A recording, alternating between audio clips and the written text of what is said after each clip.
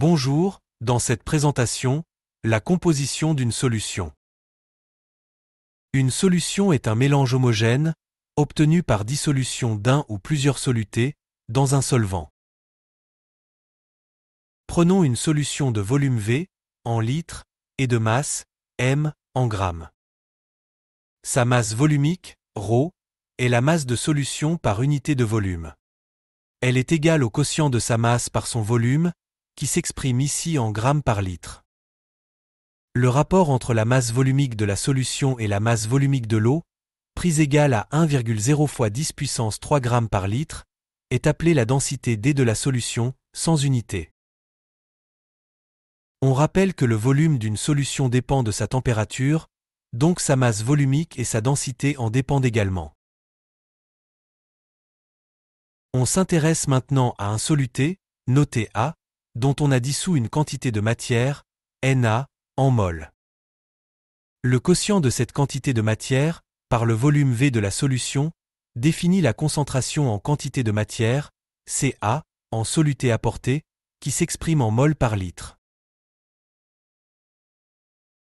La masse molaire de l'espèce chimique A, en grammes par mol, permet de déterminer la masse de soluté dissous, en grammes, à partir de sa quantité de matière.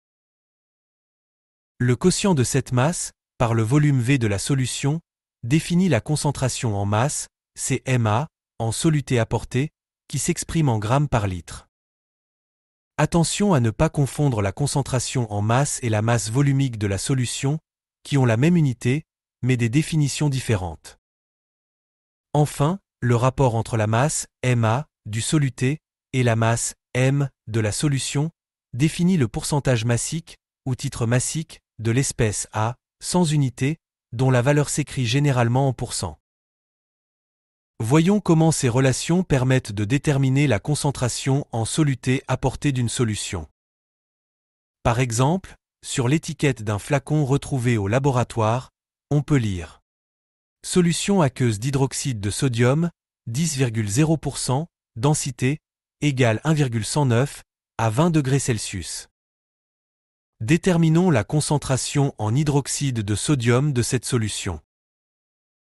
Les solutions aqueuses d'hydroxyde de sodium sont obtenues par dissolution d'un soluté ionique, l'hydroxyde de sodium solide, NaOH, selon l'équation de dissolution suivante.